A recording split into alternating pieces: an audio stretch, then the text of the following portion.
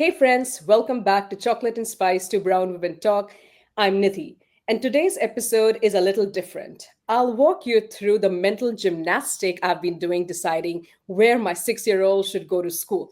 Should he go to public school, private school, Montessori, and then there is a new concept of Montessorium. I have been going through this emotional turmoil to to kind of figure out where to send our 6 year old. So that's what we want to talk to you about. And I am here as the older sister today. So my son is 19 years old.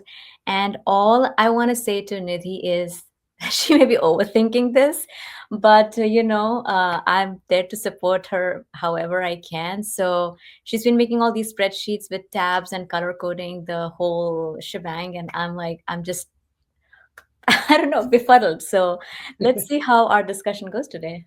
All right, so let's get into it. So I'll start with the mental load, what actually went into making the decision. So there are a few things we weighed in making the decision on where to send our 6 year old. There were things like shadow days, like all of the public school here, you can tour charter school, public school, you can go tour them, you can do shadow days, you can sit in the classrooms. So a few things that we took into account was the classroom size, the teacher quality, extracurricular logistics, value alignment, the social fabric, academic culture, and finance reality, of course. So I know you're going to say I'm overthinking it. There's no need to do it. If there's a good public school in your area, go for it. Is that where your mind is going? Absolutely, absolutely. I'm like, I'm exhausted. List. I think I tuned you out halfway through your list. I'm like, too many choices. But yeah, I mean, it's always good to give consideration because you're thinking about your kid and it will impact a lot of what happens later, especially in middle school and high school. So, like I said, I'm absolutely willing to hear, and I'm sure a lot of parents who are in your shoes will benefit a lot from your assessment and the work that you're doing on this. All right, just hear me out. Keep an open mind, all right? So I might have overcomplicated things, but I'll take you through my thought process. So Vikram has been in a Montessori school since preschool, and we love it. So the for people who are not aware of the concept of Montessori, it is a very hands-on education system. So the classroom, a mixed-age classroom, it's based on the culture that builds independence and really highlights emotional intelligence. So, Montessori at its core is a child led learning program, and the program is carefully designed where the teachers or the guides, they call the teachers guides, they observe and respond rather than lecture the students. And that has always resonated with us. So, when it came time for us to move away from, like, make a new step towards first grade, like he went to Montessori till kindergarten, we were seriously considering moving him to our local public school because it's a solid public school. We actually bought this house, moved in this area just because the public school was so good. But my husband and I kept coming back to how well Vikram has been doing in this Montessori. Like he has been thriving. He really likes the choices given to him, and he loves his guides. He loves the pace with which his education and curricula is moving. And the best thing is, every morning he wakes up and he loves going to school. And we were a little hesitant to take that away from him. And then this summer, his Montessori introduced a new concept called Montessorium, which is described as Montessori all grown up. So this is a classic blend of Montessori independence with a personalized tech-powered learning. And what this means in English language is that you keep the Montessori DNA, which is curiosity, focus on EQ and self-direction alive, but you add to it a targeted, individualized practice supported by technology. So that's a concept of Montessorium. So I'm pretty Wow. sure you are thinking what this is. Yeah, I'm like, yeah, Montessori on a jetpack. But I mean, I've heard of Montessori, and to be honest, like, I remember Aryan, my son, he started off with the Montessori, but that was when he was 3 or 4 years old. So we kept him for a bit in Montessori, and then he obviously moved into public school. So yeah, I'm very excited about what you just mentioned, the Montessorium concept, because it's like I have never even heard of the term. So talk to me about it. Like, what do you mean by tech powered learning? Because like 12 or 13 years back when my son went to first grade, At least there was no such thing as tech powered learning. I mean, obviously there were computers, but I don't know. Okay. Since we both work in tech and you will understand this concept and you work, I mean, you are close to AI and all of that. So I'll explain there is AI component to it, which was a little suspicious to us. So a big part of the due diligence that we did with Montessorium is a 2 hour AI learning. So the idea is, made popular by Alpha School here in Austin. So that's a new concept of school that was started here in Austin. The whole concept is that the kids can complete the core academics in 2 hours using adaptive AI driven tools that is created one-on-one mastery based path. So this is basically customized to your learning. And this school is operates throughout Austin, and they have been growing. And this might be interesting to parents of young kids that this 2 hour AI learning is not going to remain niche anymore. So Alpha is expanding rapidly outside of Austin, and they are trying to also move towards this in public schools and charter schools. So it might be coming to more schools. Right now, it's still very limited, but it's growing rapidly. So to go back to the AI course, there is a site dedicated for 2 hour model that is explains that there's accelerated personalized academics in the morning so that the rest of the day is left for workshops and whatever the kids needs to do. So it won't be all 2 hours sitting on the screen and doing your own thing, which will eventually come when you're in middle school or high school. But for kids this young, whole 2 hour learning will be broken down in maybe, I don't know, 10, 20 minutes cycle. So it won't be like 2 hour nonstop screen time, which was one of the biggest thing. So they're going to divide it into like chunks and help kids understand the whole concept and how to even use tablets, because we are one of the big thing is we had not even introduced Vikram to using tablets. So how will he even know how to move the cursor and do all those things? And are you familiar with map test? No, It's measures of academic progress. It's a standardized test. I see. I don't know, you might have forgotten, or maybe it was not very popular during Aryan's time. But it's a computer adaptive assessment in reading, math, language, and sometimes science, depending on the grade.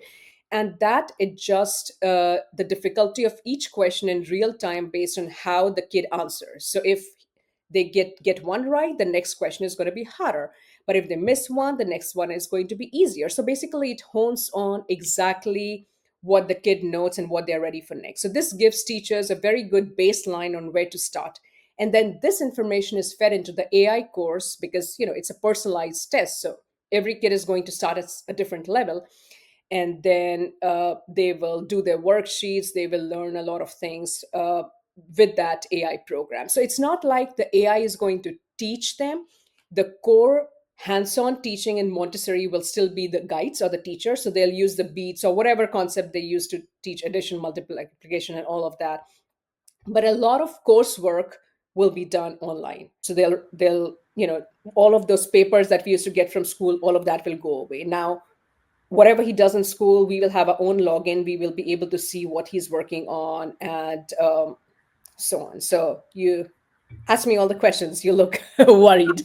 No, I mean, I am not, I mean, I'm not even surprised.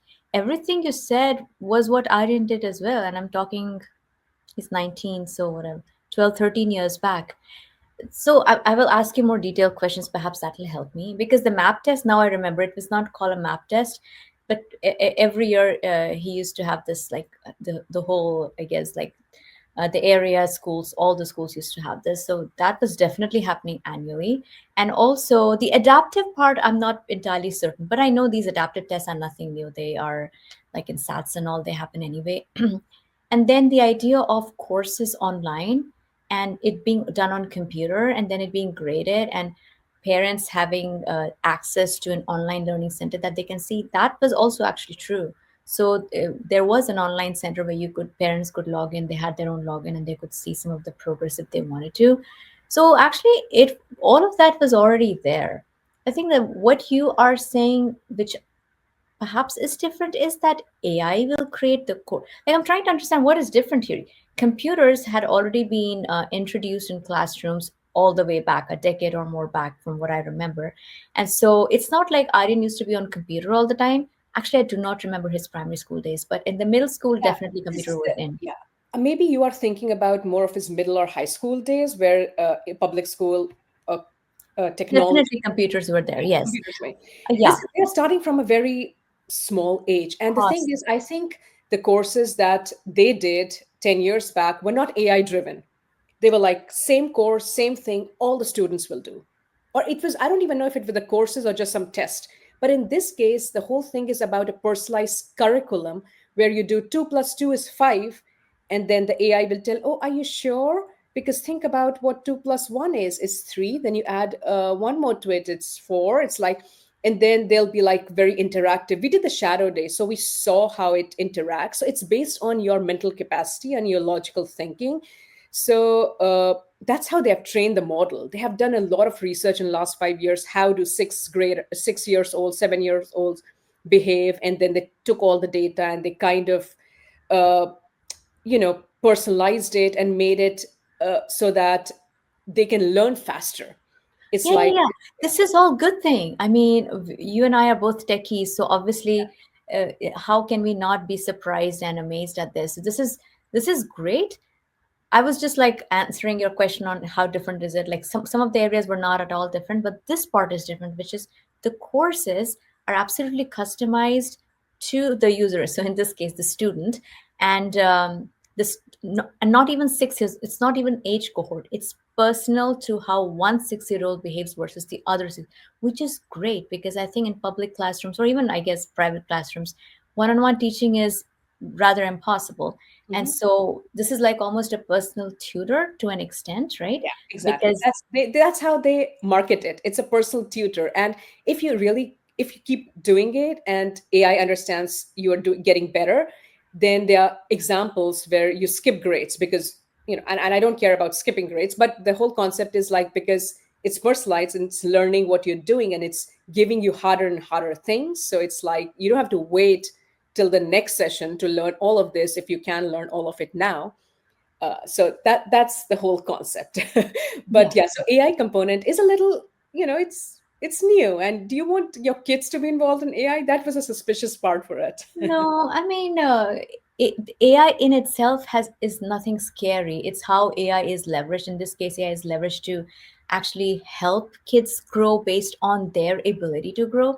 And the fact of the matter is, no two human and no two kids are the same. And so, why not leverage AI for good? Because there are so many ways AI could not be leveraged for good. This is at least feels like it may be leveraged for good. The only catch again, and I know you have a lot of other thoughts, my other catch question is just the human interaction because I do not have any scientific surveys right now in front of me, but I do remember reading in a bunch of places where, especially Gen Alpha, I guess. I think Vikram would be Gen Alpha, right? Gen Alpha and Gen Z are having a harder and harder time interacting with real humans because they are more used to interacting with online friends or just being online and therefore not speaking out a lot, and so their true communication skills start messing up. So this is where I wonder, because like, will they get used to talking to an AI, which, like, I don't know, we'll have to teach them how to talk to an AI, or they'll teach us. And because it is a fact, like, the teachers will not be talking to them as much if AI is a filter. So how would you handle that? Yeah, so that's a good thing about the Montessorium concept. Like the hands-on learning still remains. Like there's a cutoff at 2 hours. Like I think they initially when they're so young, they might not even do the full 2 hour. They might just do 1 hour. But the rest of the day is all hands-on learning. And when I say hands-on, it's like just interaction. Like kids interact with each other. The teachers interact. So I'm not really concerned about the social aspect yet because they're not spending the entire day on the iPad or the computer that's given. But few of our initial hesitation were privacy, safety, and the digital well-being of the kids. So we didn't want to jump into this shiny program without asking the hard questions. So we asked, like, are there cameras and microphones attached that the kids will be using? And what exact data is being collected? How is the engagement of the kids being tracked? Who is getting this data? How is it being stored? Is a third party going to be utilizing this data? Are you COPA compliant? And all of these things were non-negotiable for us, and they are using, there is going to be a camera on the device. And how do they train the model, right? I mean, one of the thing is like they'll be collecting all of this data that his class is going through, and they'll be using this data to train the model, which makes sense. We understand how AI works, right? I mean, if you don't get data, there's no point of any large language model. And knowing all of this, we made peace with it. My husband did had concern about digital, like the addiction of tablet or any of the computers. That was the biggest thing, because at home we try to limit screen time as much as we possibly can. And my husband, when we had our town hall meeting with them, one of the main question that Siddharth, my husband, asked was like, my concern is, I work in a technology field, I make tools to make people addictive. That's the core, like that's how we build apps. I don't want my son to be trapped in the same way in technology. So they made us do shadow days where we sat and the kid did the whole AI thing. Like he spent a lot of time doing it by himself. And when we saw the program, it was done. It was very done very tastefully. The program is built that you cannot really navigate away from the real coursework. It is not meant to be addictive. It's like to the point. You do your stuff and you get out. They've tried to make sure that you don't spend more time on it than necessary. So when we did the shadow day, when we talked to like the whole concept that they are trying to build and how it's going to benefit, the pros and cons, it just felt like it was worth it. Like, what do you think? Oh my gosh, I am like totally bought. Not that I gotta do anything, but like if you're asking my opinion, I really loved everything you said because think about it this way: how many kids are wanna keep studying and being in the course environment for more than 2 hours? So they'd actually probably be very excited about switching off the laptop and going out and playing because it will still be work, it will still be study, and people can always differentiate between study and fun. So yeah, while they can go to their phone and look at social media and get addicted, the chances of this adding to it is smaller, but yeah, the screen time part is true. Your eyes get fatigued more. You potentially get more used to a screen than maybe a book, if book is relevant in this case. But yeah, I don't think it is necessarily comparable to that addiction that could happen, like social media addiction that could happen because of how those apps are designed. Yeah. I feel like this is very different and very reason. I mean, I'm very glad that it was designed with so much taste and attention to what kids want. Mhm. Yeah, so basically, exactly what you said. Once we did the shadow day, I spent a lot of time with the program leaders who have built it. We felt good about it. Like there's a lot of rules around data protection and privacy, especially when it's minors and kids. So we got all of that information. We know how the data is being utilized. It's not being shared with third party and so on. So we felt good about it. There's a lot of paperwork we had to sign for it, but all good. So we are totally bought in the Montessorian concept, but the other aspect that I want to talk about is the practical stuff that matter. So the campus, the way the campus runs is 18 to 2 ratio. So it's lower compared to the public schools, right? So he's going to get a lot of attention from the teachers, and that brings me back to what you said about reading. So whatever 2 hour AI learning they're going to do, but there's also dedicated time for reading. They have a whole library in the class. Like every day you have to spend 30 minutes reading any book, and then there's a journal. So that I asked the teacher, are they going to forget how to write or something? But then there's a journal, and they're also teaching cursive and all of that. So that made me feel good. So they are kind of not letting those traditional ways go. So they're going to be good at reading, or at least they're going to practice reading, writing. One of the biggest thing that made this whole Montessori concept look attractive is also the school timing. I know you're going to think, I mean, a lot of people listening was like, who cares? But 7:30 to in the classroom without any flexibility, that was hard. I know a lot of parents do it, but like the battling the 7:30 plus the rush hour, it's like, oh my god. And we had never done it because we were never in that environment. That was kind of a deal breaker for us too. So at the school that he's going to go to, it's 6 to 6. So the class starts from 8:30, 8:30 to 9, and it ends at 3:30. But when I say 6 to 6, like aftercare is included in it. So if I'm in a meeting or something, I know he's in a safe environment. And initially, when we were talking about putting him into public school, got into an argument. My husband like, who is going to drop the seven? Who's going to do the 7:30 drop off? And we both were like, oh my god, this is a lot of work to get in the traffic. He could have taken a school bus, but initially the first few months we would have to like do the dropping and all of that. And my husband always says time is money.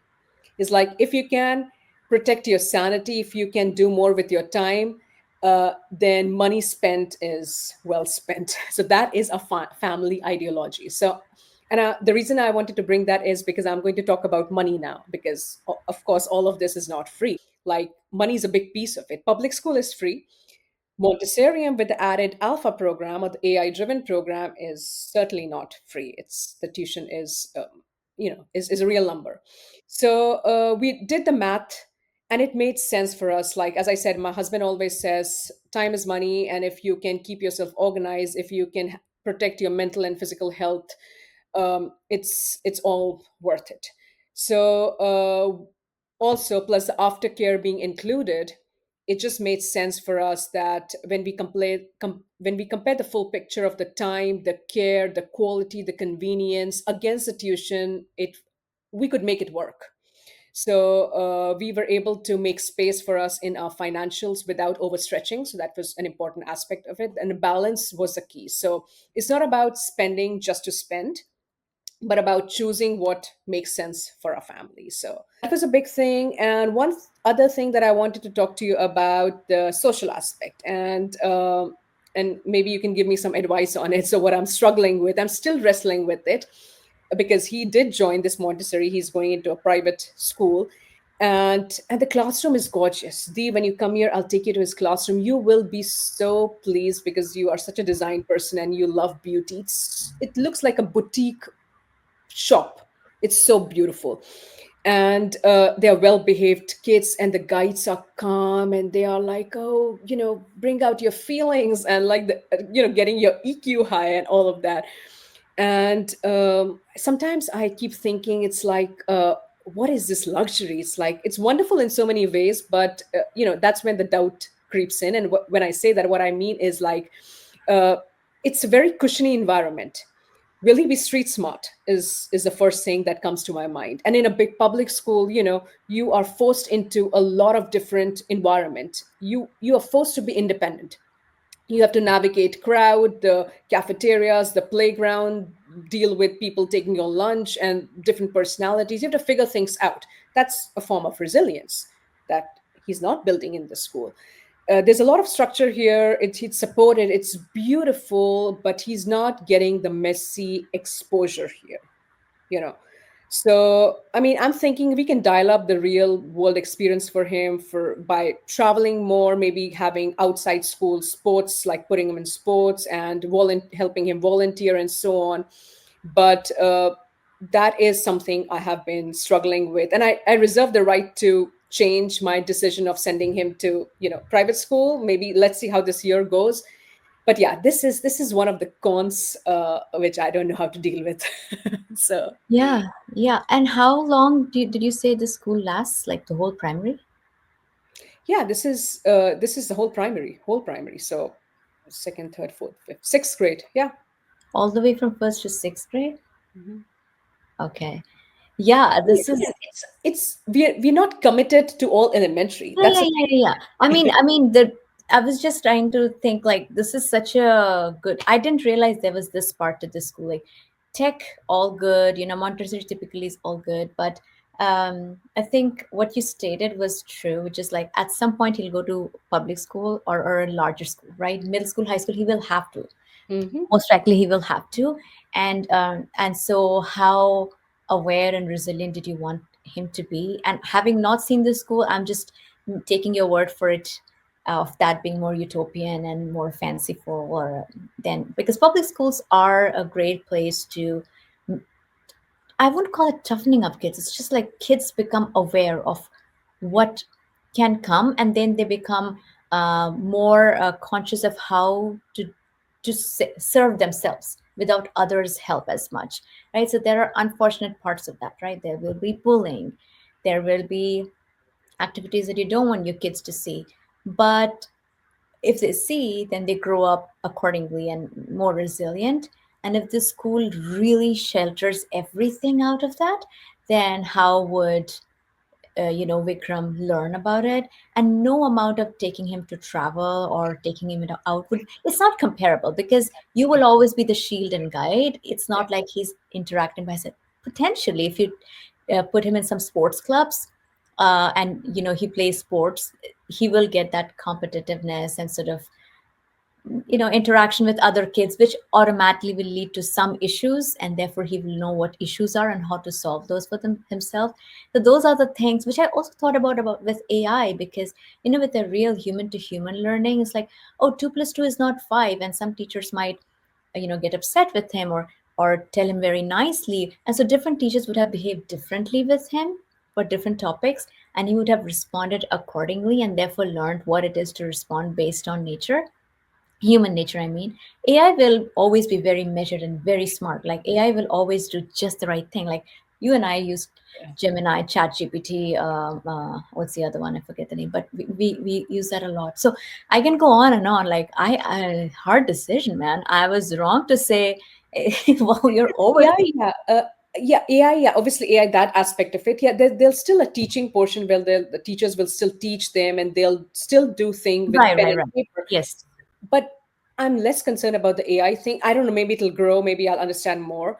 But the social aspect is a Yeah, one. It's not like the school is purposely trying to shelter, but you can understand 18 to 2 in the environment where everybody is well behaved, everybody belongs to a certain financial background, because it's, you know what I mean, like there yeah. isn't that kind of diversity that a public school has, right? Oh, you Because don't. Okay, okay. Now I get your point. I mean, that would have been true for any private versus public school debate. yeah, yeah, yeah, I'm not, yeah, that's, so I'm not connecting the AI with this is the Okay. part of the private school. It's Yeah. like which again would be true for any private school, but yeah, it is yeah, I don't know, I mean, he's I still don't very know young, how maybe. sheltered he will be, honestly. Okay, I may have misunderstood. I thought this was a component to this specific Yeah, school. yeah, If it's a typical private yeah. school,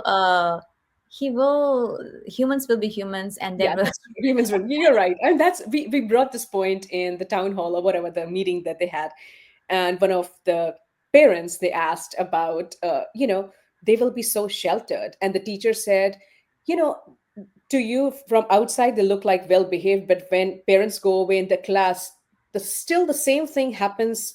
They'll be pushing, there'll be people being mean, calling names, and all of that still happens. It might not be as big in public school because the quantity of uh, students are more. It's like 25, 30 versus 18. It'll be smaller, but that human nature, as you said, is still the same Oh, everywhere. yeah, yeah, yeah, yeah. Okay, okay. Then, Yeah, then it's yeah, fine. yeah. Like, It's put fine. even five kids together in a room with five different personalities, no amount of supervision will help. Something will happen and they will have learned. And then by the time he is in middle school, depending upon how you and Siddharth decide, he would have hopefully like built that resilience to an extent to know that he's going to go in a new environment, and therefore he'll have to behave differently, which is true for anybody, right? Like, you go from a small town to a big city, That's you true. go, right? Like, We so all small survived town. it. He'll be fine. I've overcomplicated this thing anyway. I've overthought. But one thing that I did want to mention here before we end our chat is this whole process, how brought the parent community together, because so many of our families were going through the same decision at the same time. So we gravitated towards each other. So we had our own WhatsApp group where we shared our research, we shared screenshots from what we have found, we did our due diligence, we met outside of school, we talked about it. And honestly, I would not have interacted with so many parents if it was not for making this decision. So it gave me a certain level of appreciation of how different families have different values. Some prioritize academics, some prioritize flexibility, some have affordability, community. But underneath all of this, the best thing is that we all are doing the best for our kids and we are trying to figure out what's actually doable for our family. So this perspective is so beautiful for me. Like, We are Yeah, in this together to make yeah, a better yeah. future. Because you would have thought, like, in our, at least in our podcast, our persona is, you are the extrovert, you like quick thinker, don't think too much, and I overthink, or I'm an introvert. But in this case, our personalities differ, because for in this area, I was very much in the club of parenting, which is like, this is the scenario, the kid will go here, the kid will adapt, and we will do the best that we can for the given scenario. So I really didn't overthink it by any stretch. What we did was, we did move to a place where we knew the public school was as good as it could have been, so as highly rated as it could have been. And we did also make sure that we got a house which was very close to his school, so we didn't have to do the driving thing, which is also a factor. But that's it. And then, Yeah, I know. Aaron used to walk to school. yeah, I mean, we used to imagine how walk. convenient was that. Didi, you don't know the real pain of driving a kid to school during the rush hour. And Yeah, it still happened in middle school and high school. It still happened. Like, you still have to drive. But yeah, primary school, it gets even worse because they're so young. And then, of course, after school care, it was also in the school. So we also wanted to make sure that public school offers it. But as long as those three criteria, so for us, those were the three criteria. The school is good enough. It Mhm. is close by for us to drive and things. And third is like after school care. As long as that was met, we're like, we will figure a way out. Yeah, So to add to that, we have the same criteria plus a humane morning so that we don't go crazy and I don't start my morning arguing with my husband. That was another thing we wanted to put in there. yeah, yeah. But you're right. Like, everybody does their best, and absolutely, and it's absolutely fine. Like Yeah. like you said, kids are resilient, and parents ideally should be resilient. We will always blame ourselves, so pointless. Yeah, it's I've made peace with it that I'll always worry about Vikram. We'll worry about a kid throughout our life. That's something that never goes away. So I think we'll just leave it there. At the end of the day, it's our choice, and every family has their own values, resources, circumstances, and there is no right answer. Yeah, totally. And thank you everyone for listening in. This was a very different conversation we had today. As you can see, we are wearing our chocolate and spice talk t-shirts, which we just very recently got. And Vikram, Nidhi's son, also is wearing one because he loves it so much. But thanks again for tuning in. And you can find us on wherever you get your podcast, Spotify, Apple, YouTube, and more. And check our website at chocolateandspicetalk.com for show notes, extras, and then to connect with us directly. You can always email us at hello@chocolateandspicetalk.com. And don't forget to rate, leave a comment, and share this episode if it resonated with you. See you next time. Bye. Bye.